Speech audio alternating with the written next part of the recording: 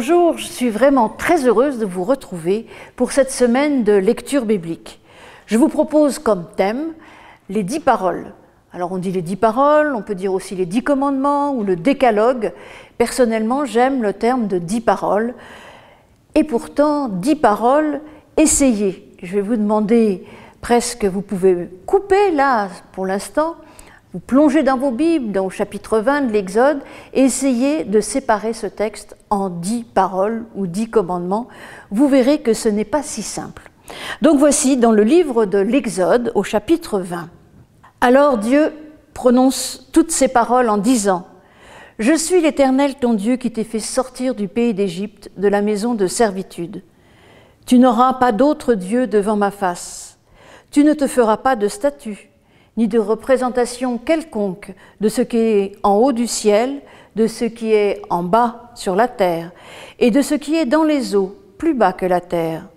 Tu ne te prosterneras pas devant elles, et tu ne leur rendras pas de culte, car moi, l'Éternel ton Dieu, je suis un Dieu jaloux, qui punit la faute des pères sur les fils, jusqu'à la 3e et la 4e génération de ceux qui me haïssent.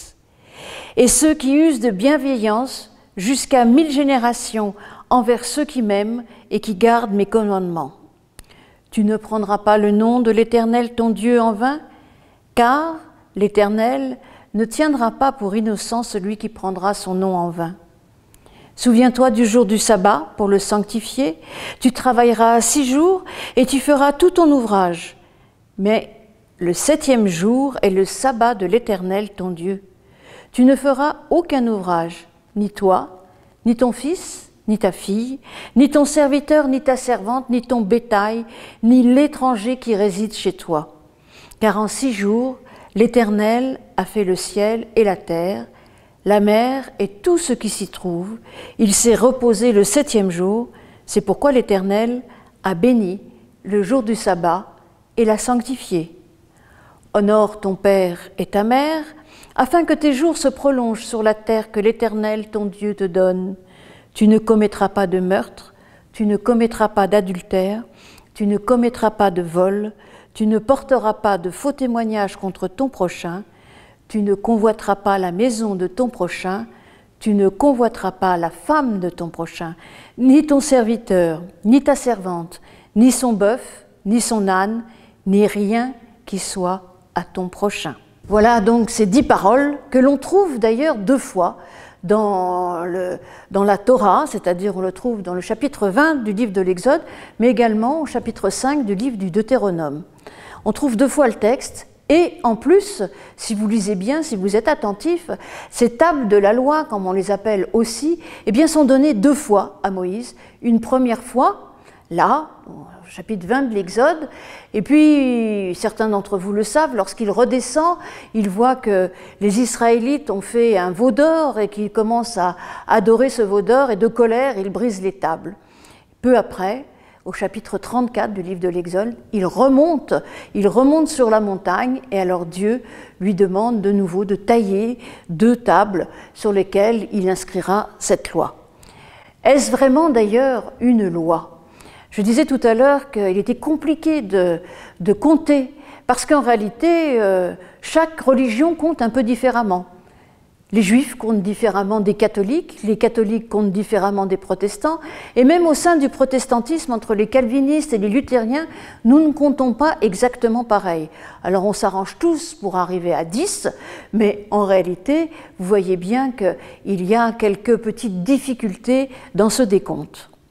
Et puis, j'aime particulièrement la manière dont les Juifs, le judaïsme compte, puisqu'en fait pour eux, la première parole n'est pas du tout un commandement, c'est bien ce que Calvin qualifiera de prologue, c'est « Je suis l'Éternel ton Dieu qui t'ai fait sortir du pays d'Égypte, de la maison de servitude ». Ainsi, cette loi, tout de suite, est inscrite dans un horizon, dans une perspective qui est celle de la libération. Et d'ailleurs, la loi n'est pas donnée sous forme d'un code, comme nous on a le code du travail ou le code civil, espèce de petit bouquin rouge un peu difficile d'accès. Non, cette loi, elle est donnée dans le cadre justement de la sortie d'Égypte, de la libération du peuple. Ainsi, au début, Dieu se présente et il nous dit qu'il est là pour libérer, qu'il a libéré son peuple, et donc cette loi nous est offerte pour nous libérer et non pas pour nous asservir. Demain, nous verrons peut-être que c'est un peu plus difficile.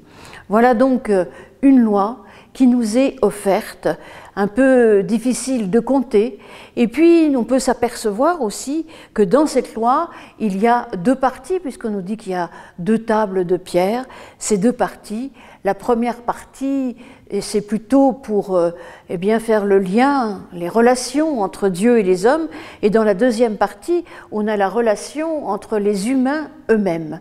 Et voilà, un peu, cela rappelle d'ailleurs le sommaire de la loi que l'on retrouve dans les évangiles, dans la bouche de Jésus, lorsqu'il dit qu'il faut aimer Dieu et aimer son prochain comme soi-même, et que finalement, ces deux commandements sont identiques.